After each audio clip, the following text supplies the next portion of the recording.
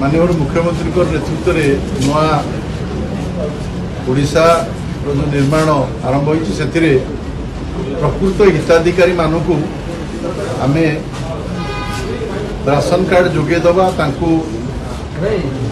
खाद्यान्न जोगेदवा ये हूँ सरकार दायित्व। विगत सरकार जो भाव में अयोग्य लोक मैंने राशन कार्ड हाथी थे विशेषकर सरकारी कर्मचारी आरंभ कर मृत व्यक्ति जो मान को बाद दि जाऊला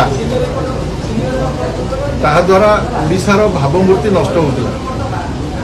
आम राशन कार्ड अधिक देकर निजक गरीब राज्य बोली प्रतिपादित करुले बारंबार जाकरी अधिक राशन आने केंद्र सरकार पाखे दाबी करुले किंतु कौ माने राशन नौले जो माने मृत हो जाती ना राशन दि जाऊला।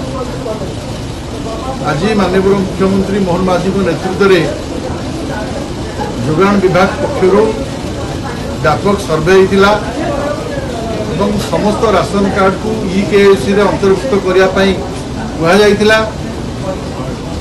जो माने IT रिटर्न दौरान जो माने मृत व्यक्ति अच्छा जो माने चारि चकिया जान जो मानकर अच्छी जो माने ट्रांसपोर्टर अच्छा एवं जो विभिन्न वर्गर अच्छा तार समस्त तथ्य राज्य सरकार पाखे पहुँची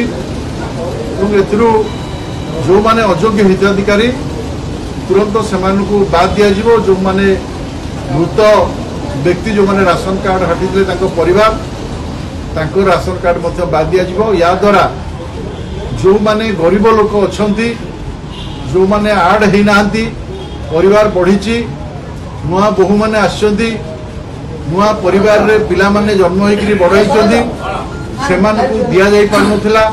यादार अधिक अधिक योग्य लोक को हिताधिकारी को सरकार अंतर्भुक्त करेंगे। सरकार EKYC समय सीमा वृद्धि करछंती एवं सरकारी कर्मचारी जो माने राशन कार्ड हाथी थे से कहुई तुम्हें तुम राशन कार्ड तुरंत फेराओ।